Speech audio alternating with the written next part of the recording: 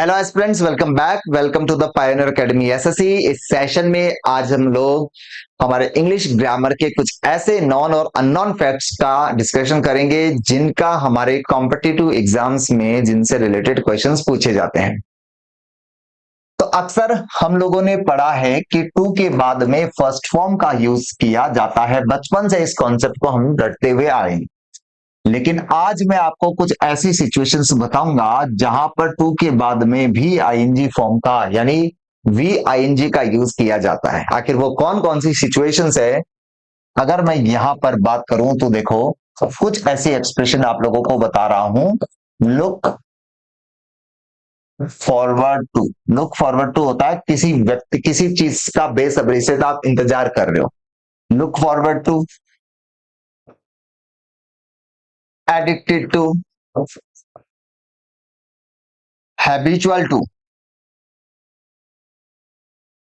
Crohn to होता है किसी चीज का अंदाज अंदेशा होना, ठीक है। और कमिटेड टू,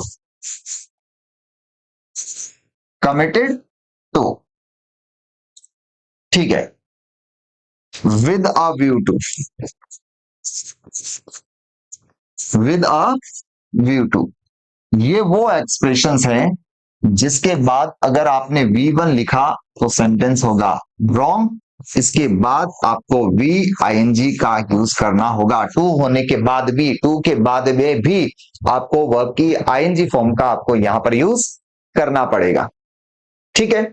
चलिए एग्जाम्पल देखते हैं। जैसे मैंने अगर एक सेंटेंस लिखा, he is committed he is committed to serve the nation, he is committed to serve the nation. अब कहने को तो टू के बाद में फर्स्ट फॉर्म आती है, तो हमने यहां पर टू V1 लगा दिया, बट ये सेंटेंस हो गया इनकरेक्ट। यहां पर मेरे भाई सेंटेंस को सही करने के लिए लिखना होगा ही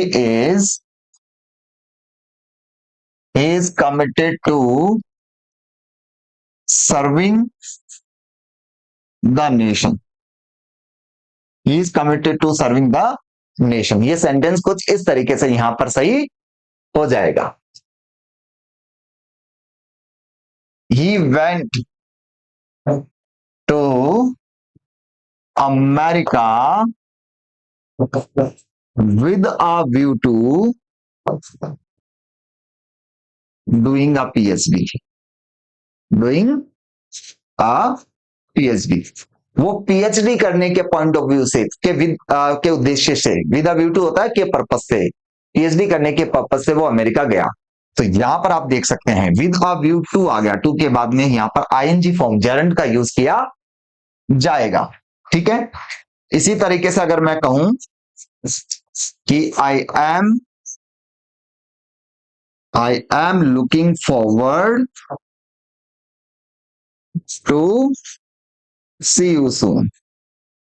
मैं आपसे मिलने के लिए बेसब्री से आपसे मिलने के लिए इंतजार कर रहा हूं।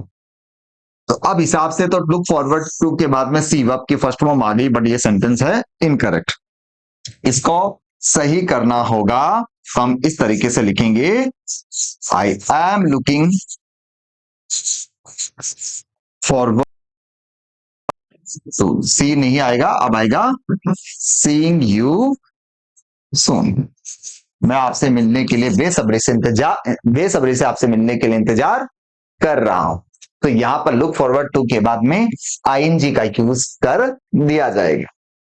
इसी के साथ में एक एक्सप्रेशन और ध्यान रखनी है। एक मॉडल है हमारे पास यूज टू पास्ट हैबिट के लिए आता है, V1 आता है, बिल्कुल इसके बाद सही है। लेकिन अगर ध्यान रखना, यूज टू से पहले बी या गेट अगर आ जाए, ठीक है, और बी का मीनिंग आप सभी लोग साथी जानते हैं कि बी का मीनिंग होता है इज, एम, आर, वॉज और वर। अगर यूज टू के पहले इज, एम, आर, वॉज, वर अगर आ जाए, तब आपको यूज टू के बाद वी आईएनजी का यूज आप लोगों को करना होता है। मैं अगर जैसे लिखूं कि I use to take tea, I use to take tea, मैं अक्सर चाय पिया करता था, पास्ट हैबिट को इंडिकेट कर रहा है। बट अगर मैं इसको ऐसा लिखूं, आई एम यूज टू, तो I am used to take tea, अब ये आपका सेंटेंस रॉन्ग हो गया, क्योंकि यूज टू से पहले आप इजेमार को देख पा रहे हैं। तो अब इस कंडीशन में यहां पर टेक नहीं, यहां पर टेकिंग आ जाएगा। तो ये वो सिचुएशंस है जहां पर टू होने के बाद भी, टू के बाद भी वर्ब की आईएनजी फॉर्म जेरंड का यूज किया जाता है। Thank you.